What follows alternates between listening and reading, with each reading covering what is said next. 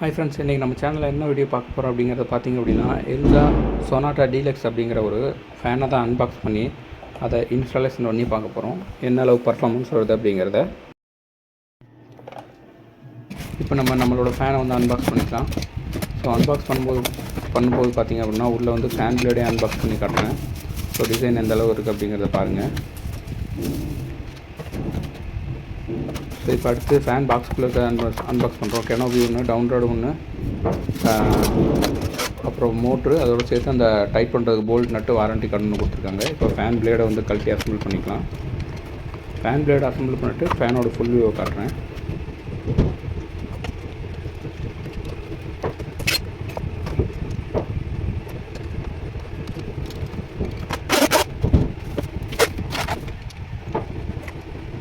So இதுதான் வந்து பார்த்திங்க அப்படின்னா ஃபேனோட ஃபுல் வியூ.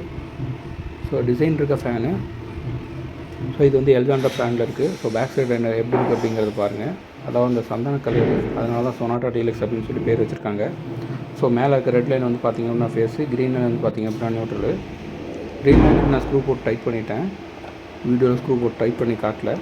ஸோ இப்போ ஃபுல் ரன் பண்ணும்போது பர்ஃபார்மன்ஸ் என்ன வருது அப்படிங்கிறத பாருங்கள். ஃபேனோட டிசைனும் நல்லாயிருக்கும், பர்ஃபார்மன்ஸ் நல்லா தான் இருக்குது.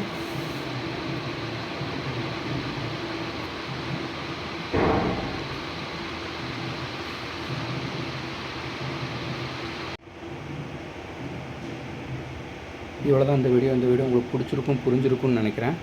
வீடியோ கிடச்ச வரைக்கும் பார்த்ததுக்கு ரொம்ப நன்றி.